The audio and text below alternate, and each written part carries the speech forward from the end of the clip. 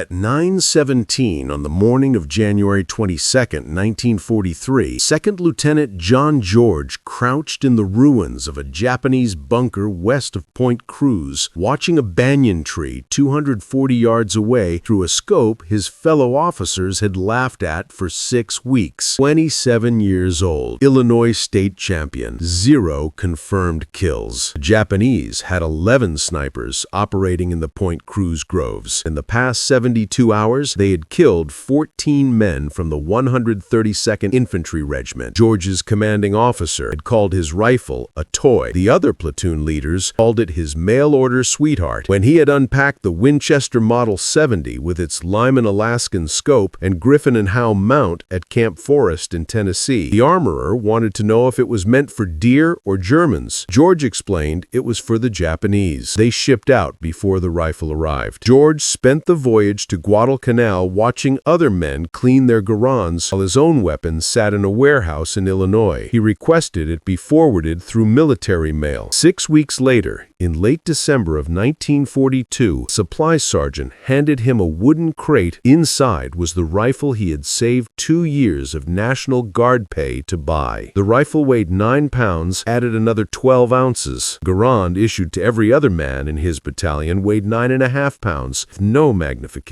George's rifle was bolt-action. The Garand was semi-automatic, 8 rounds. Captain Morris ordered him to leave the sporting rifle in his tent and carry a real weapon. George carried it anyway. The 132nd Infantry had relieved the Marines on Guadalcanal in late December of 1942. The Marines had been fighting since August. They had taken Henderson Field. They had held it. But they had not taken Mount Austin, and they had not cleared the Japanese from the coastal groves west of the Matnikau River. Mount Austin stood 1,514 feet tall. The Japanese called it the Gifu, 500 men, 47 bunkers. George's battalion attacked on December 17th. They fought for 16 days. They lost 34 men killed and 279 wounded before they finally took the western slope on January 2nd. By then, George had fired his Winchester exactly 0 times in combat. The jungle around Point Cruz was different. No bunkers, no fixed positions. Just Japanese soldiers who had retreated west from Henderson Field and dug into the massive trees. Some of those soldiers were snipers. They had scoped Arisaka Type 99s. They knew the jungle. They knew how to wait. On January 19th, a sniper killed Corporal Davis while he was filling canteens at a creek. On January 20th, another sniper killed 2 men from L Company during a patrol. On January 21st, 3 more men died. One of them shot through the neck from a tree the patrol had walked past twice. The battalion commander summoned George that night. The Japanese snipers were killing his men faster than malaria. He needed someone who could shoot. He wanted to know if that mail-order rifle could actually hit anything. George explained his credentials. Illinois state championship at 1,000 yards in 1939.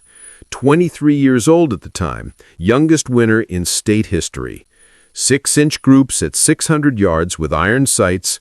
With the Lyman Alaskan, 5 rounds inside 4 inches at 300 yards. The commander gave him until morning to prove it. George spent the night checking his rifle. The Winchester had been packed in cosmoline for the ocean voyage. He cleaned it again.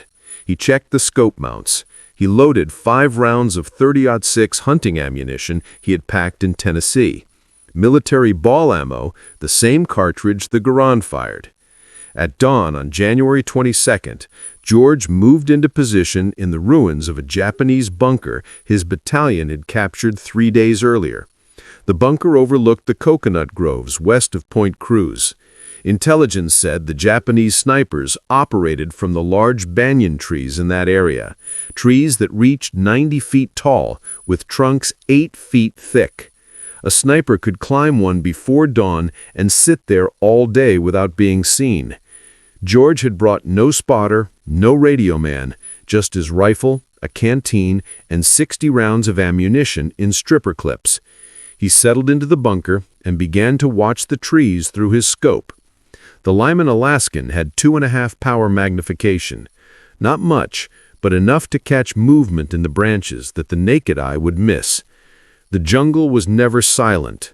Birds, insects, the distant sound of artillery. George had learned to filter out the noise and focus on movement.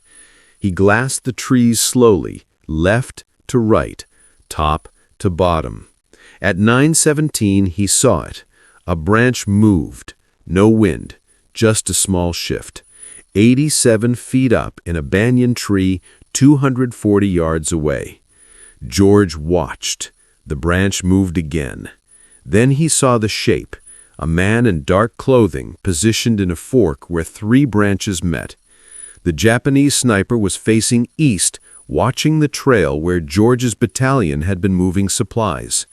George adjusted his scope, 2 clicks right for wind. He controlled his breathing. The Winchester's trigger was glass smooth, 3.5 pounds. He had spent hours adjusting it at Camp Perry before the war. Now he would find out if a civilian target rifle could kill a man trained to kill him first. George squeezed the trigger. The Winchester kicked into his shoulder. The sound cracked through the jungle. 240 yards away, the Japanese sniper jerked and fell. He dropped through the branches. His body tumbled 90 feet and hit the ground near the base of the banyan tree. George worked the bolt. The empty cartridge ejected. He chambered another round. He kept his scope on the tree, waiting for movement. Nothing.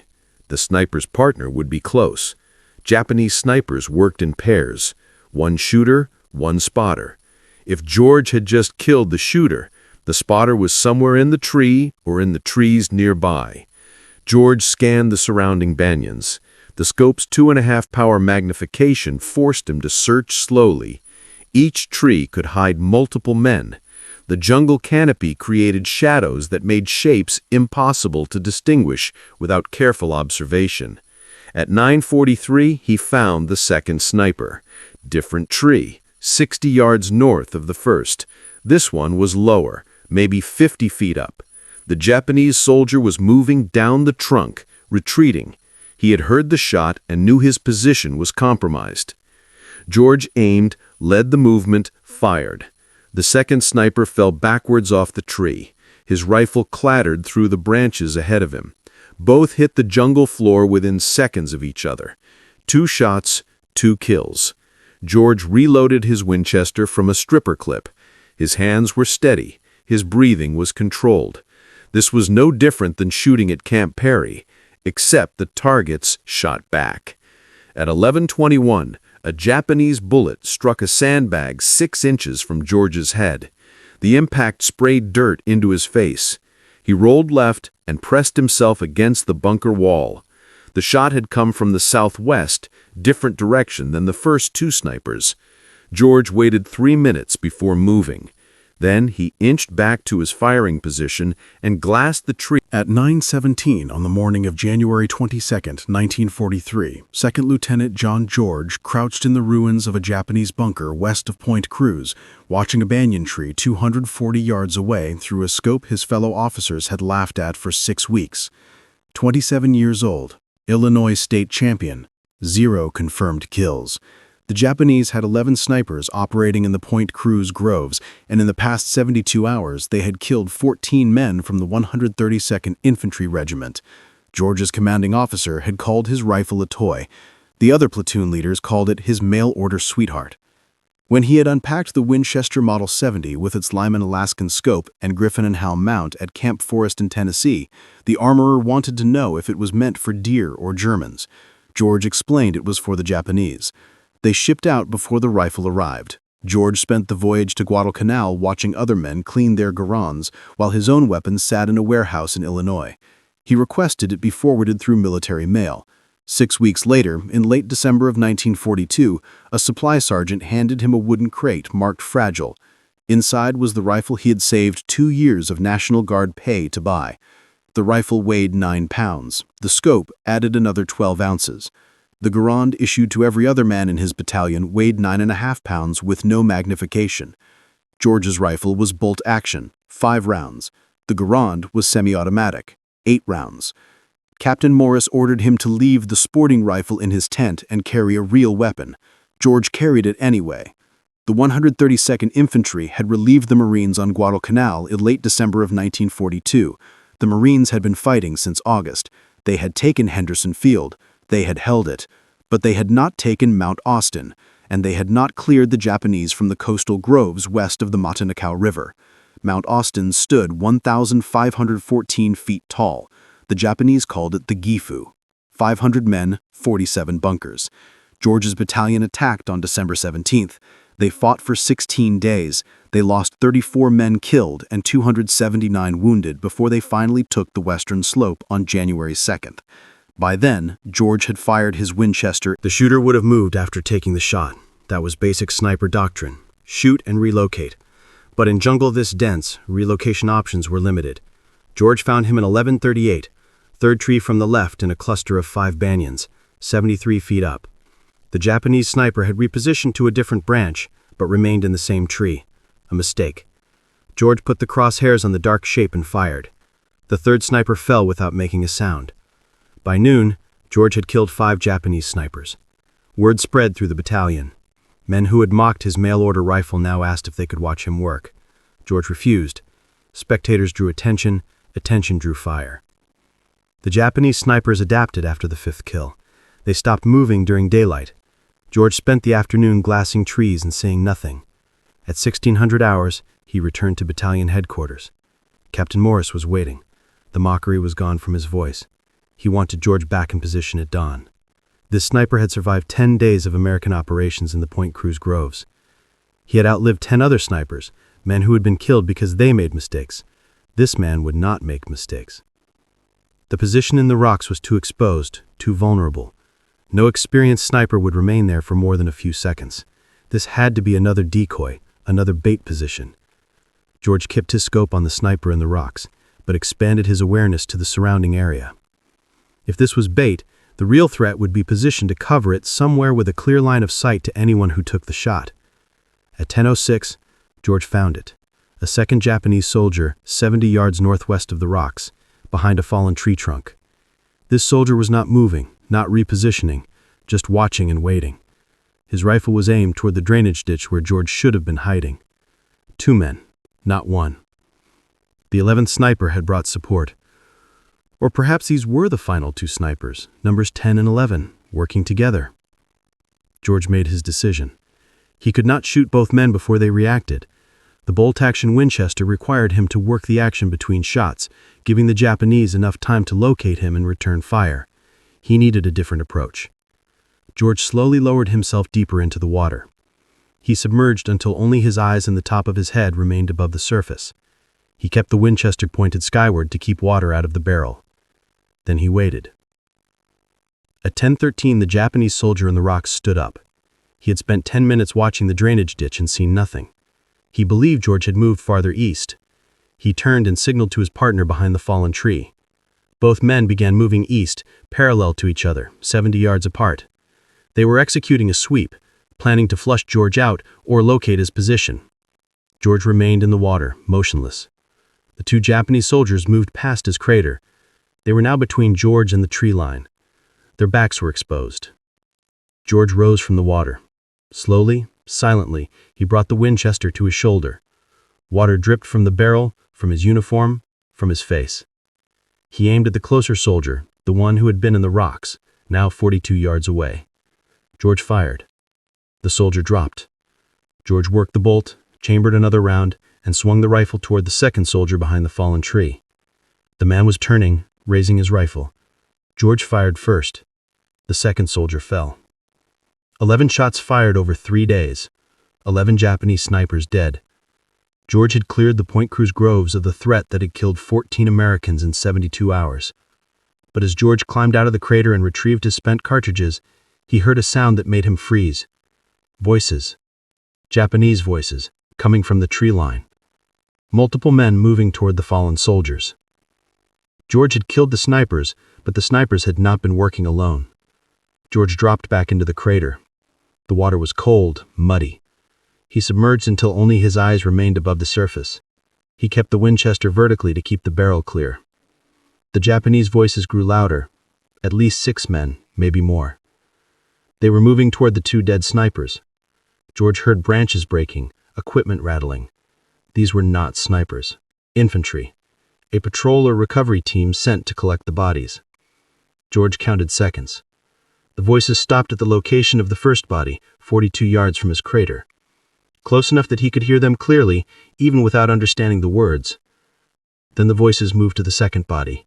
More conversation. Urgent tones. At 10:28, the voices began moving again. Not back toward the tree line, toward George's crater.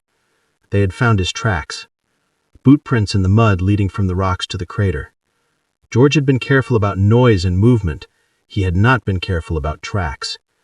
George had 5 rounds in the Winchester and at least 6 Japanese soldiers approaching. Poor odds for a bolt-action rifle.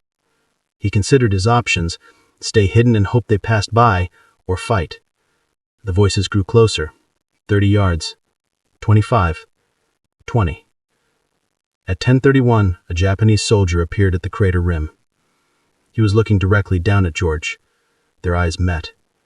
George fired from the water. The soldier fell backward.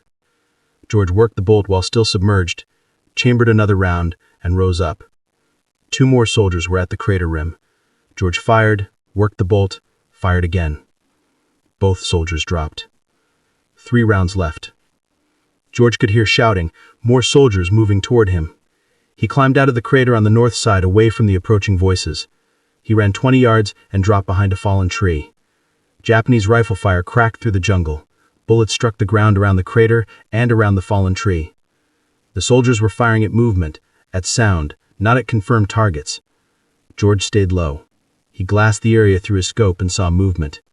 2 soldiers advancing toward the crater, 50 yards out. George aimed at the lead soldier and fired. The soldier dropped. The second soldier dove for cover. 2 rounds left. George heard more voices behind him. The Japanese were flanking, one group approaching from the south, another from the east. George was about to be surrounded. He made his decision. He could not win a firefight with a bolt-action rifle against multiple soldiers with semi-automatic weapons. He needed to break contact and move back toward American lines. George grabbed his rifle and ran north. He sprinted through the jungle undergrowth. Vines caught his boots, branches whipped his face. Japanese rifle fire followed him.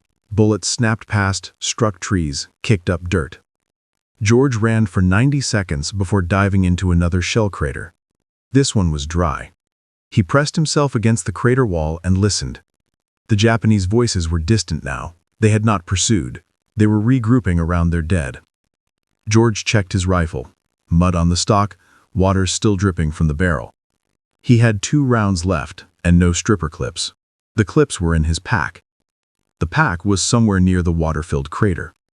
At 10:47, George began moving again, not running, walking, staying low, using the terrain for cover. He moved northeast toward the American lines. The jungle was quiet now. No voices, no movement, just the sound of his own breathing and the distant rumble of artillery. At 11:13, George reached the American perimeter. A Marine sentry challenged him. George identified himself. The sentry led him through. George walked to battalion headquarters and reported to Captain Morris. Morris wanted a full debrief. George provided it. 11 Japanese snipers killed over 4 days. 12 rounds fired against the snipers, 11 hits. Then a firefight with infantry. 3 more kills, 5 rounds expended in that engagement. Morris asked about ammunition status. George was down to 2 rounds. Morris asked about the rifle. George said it was functional, but needed cleaning, mud in the action, water in the barrel. Morris told George to clean his rifle and rest. No operations tomorrow. The battalion was moving east. The Point Cruz groves were no longer a priority. The Japanese were evacuating Guadalcanal. Intelligence suggested they would complete the withdrawal within 2 weeks. George returned to his tent. He field stripped the Winchester and spent 2 hours cleaning every component, cosmoline and gun oil. Patches run through the barrel until they came out clean. He checked the scope mounts, adjusted the eye relief, loaded 5 fresh rounds. At 1400 hours, Word came down from division headquarters. The battalion commander wanted to see George. George walked to headquarters, wondering if Morris had filed a negative report: unauthorized engagement, excessive ammunition expenditure, operating alone without support. Instead, he found Morris and two other officers waiting. One of them was Colonel Ferry, the regimental commander. Ferry had one question: could George train other men to do what he had done? George said he could try, but it would require time, rifles with optics, and men who could already shoot. Ferry said division had 14 Springfield rifles with unertl scopes, sniper rifles left behind by the Marines, and Ferry had 40 men in the regiment who had qualified as expert marksmen before deployment. Ferry wanted George to create a sniper section, train the men, develop tactics, and clear any remaining Japanese snipers from American operational areas. George accepted, but he had one condition: he wanted to keep his Winchester. Ferry approved the request. George kept his Winchester Model 70. The 14 Springfield rifles with unertl scopes went to the men George would train. Training began on January 27th. George had 40 men assembled at a makeshift range 2 miles east of Henderson Field. The men were expert marksmen on paper. They had qualified with iron sights at ranges up to 500 yards, but none had combat experience as snipers. None had killed a man from concealment. George started with the fundamentals: breathing control, trigger squeeze, reading wind.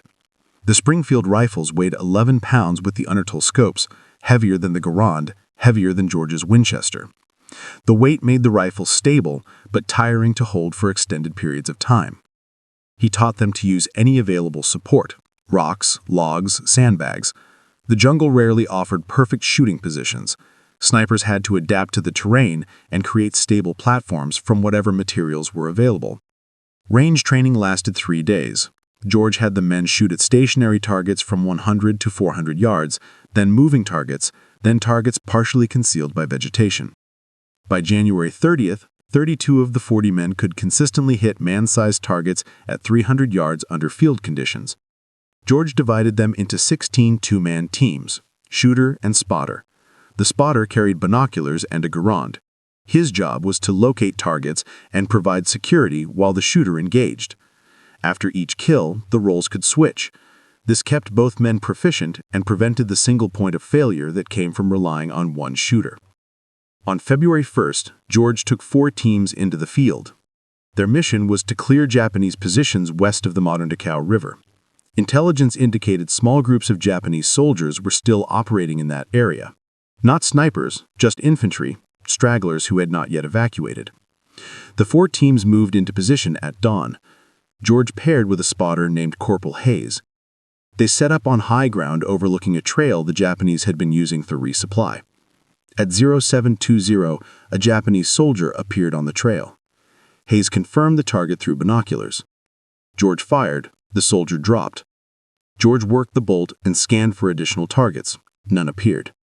Over the next 6 hours, George's team engaged 7 more Japanese soldiers on that trail. 7 shots, 6 kills, 1 miss due to wind. The other 3 teams reported similar results: 23 Japanese soldiers killed that day, 0 American casualties. The sniper section continued operations through early February. By February 9th, the section had killed 74 Japanese soldiers. The number was conservative, only confirmed kills where the body could be observed. The Japanese evacuation accelerated during this period.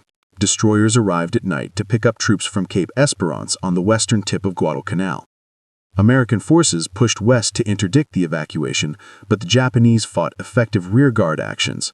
George's sniper section was tasked with eliminating Japanese soldiers covering the retreat routes. On February 7th, George was operating near the Tanaru River when a Japanese rifleman shot him. The bullet struck George in the left shoulder. The impact spun him around and knocked him down. Hayes dragged George to cover and called for a corpsman. The wound was serious but not fatal. The bullet had passed through muscle without hitting bone or major blood vessels. George was evacuated to a field hospital near Henderson Field. Doctors cleaned the wound and sutured it closed. They told George he would recover but needed rest, no combat operations for at least 3 weeks. George spent 2 weeks at the field hospital. During that time, the Japanese completed their evacuation of Guadalcanal. On February 9th, American forces reached Cape Esperance and found it empty. The campaign was over. George's sniper section had operated for 12 days, 74 confirmed kills, 0 friendly casualties during sniper operations. The section was officially recognized by division headquarters. Colonel Ferry recommended George for a Bronze Star. But George's war was not finished. While he recovered at the field hospital, orders came down from Pacific Command. The Army needed experienced combat officers for a new mission, something in Burma, something classified. George volunteered. By March, George was on a transport ship heading west across the Pacific. His Winchester Model 70 was packed in a waterproof case in the cargo hold. The Lyman Alaskan scope was wrapped in oilcloth. George did not know the details of the Burma mission. He only knew it involved jungle warfare, long-range patrols, operations behind Japanese lines, the kind of mission where a man with a rifle that could hit targets at 600 yards might prove useful. Burma would involve patrols lasting weeks, hundreds of miles through jungle. Every ounce of weight mattered. George removed the Lyman Alaskan scope and replaced it with a lighter Weaver 330. The Weaver had the same 2.5 times magnification, but weighed 8 ounces less. He also replaced the wooden stock with a lighter, synthetic version. The modifications reduced the rifle's weight from 9 pounds 12 ounces to 8 pounds 14 ounces. Not much, but over a 2-week patrol, carrying 60 pounds of equipment, every ounce mattered. The Marauders entered Burma in February 1944. Their mission was to advance through northern Burma and capture the Myitkyina airfield. The airfield was critical for Allied supply routes into China. Japanese forces controlled the area with approximately 4,000 troops. The Marauders would approach overland through terrain the Japanese considered impassable for large forces. Mountains, rivers, dense jungle, no roads, and limited trails. The force would carry all supplies on their backs or with pack mules. No motorized transport, no artillery support, just rifles, mortars, and the ability to move fast through impossible terrain. George's battalion began the march on February 24th. The first week covered 83 miles through mountainous jungle. Men collapsed from exhaustion. Malaria cases increased daily. The pack mules struggled with the terrain. Several had to be shot when they broke legs on steep descents. By March, the battalion had covered 217 miles. They had engaged Japanese forces 12 times, small skirmishes, ambushes, quick firefights followed by rapid withdrawal. The Marauders were not meant to hold ground.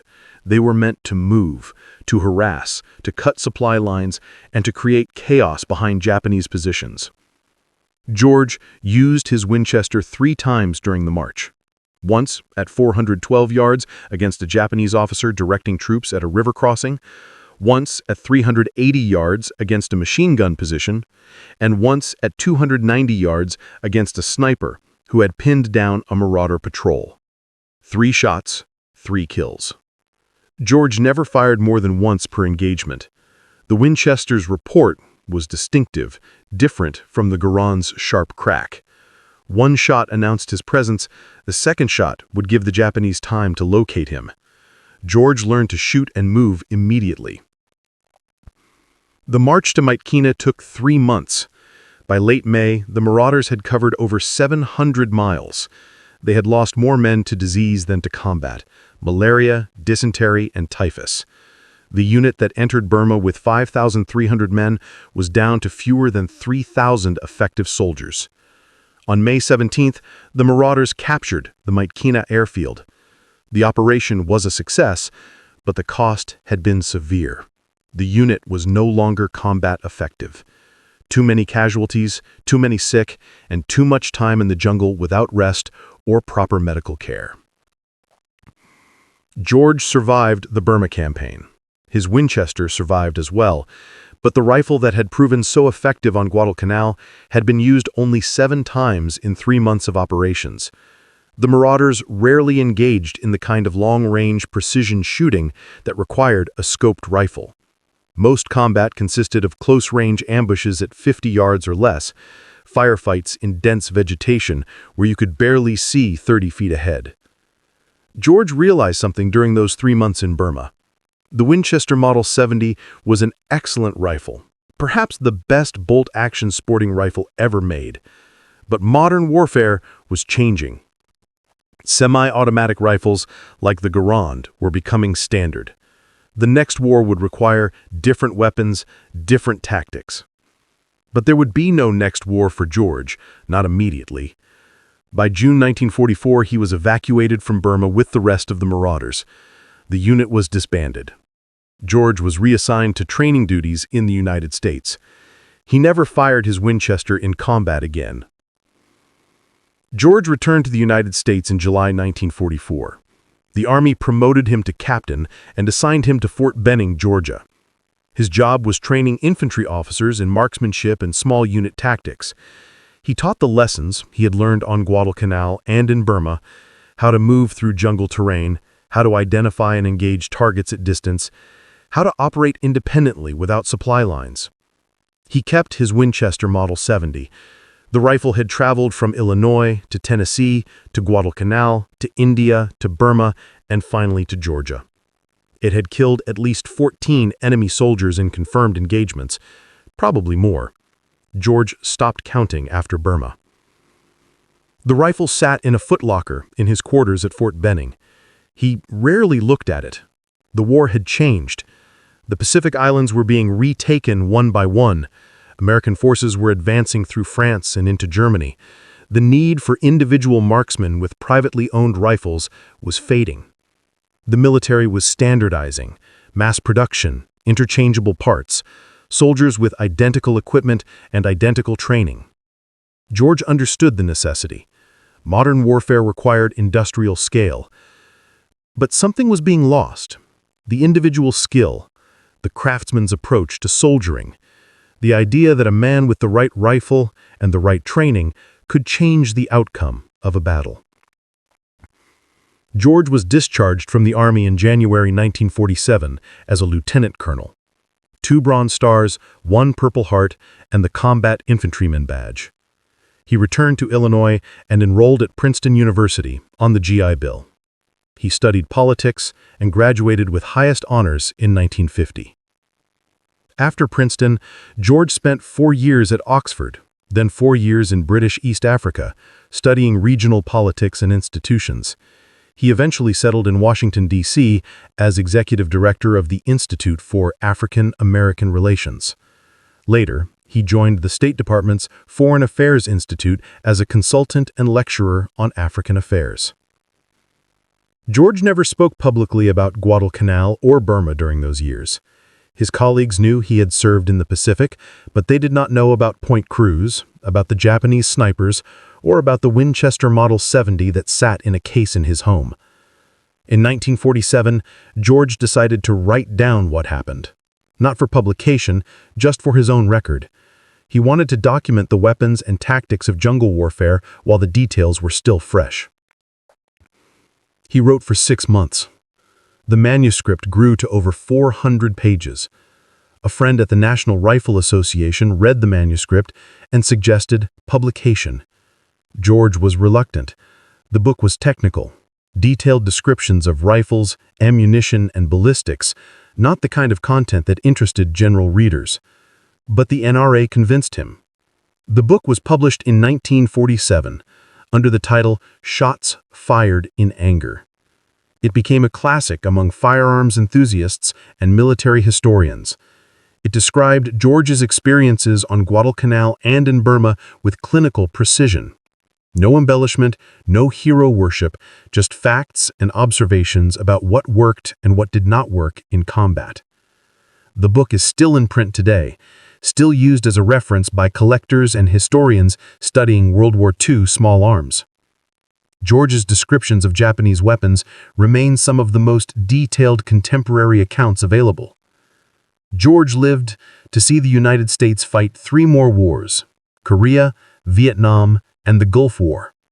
He watched the evolution of military rifles from the Garand to the M14 to the M16. He watched sniping become a formal military specialty with dedicated training and equipment. He watched the lessons of World War II being relearned and refined by new generations of soldiers.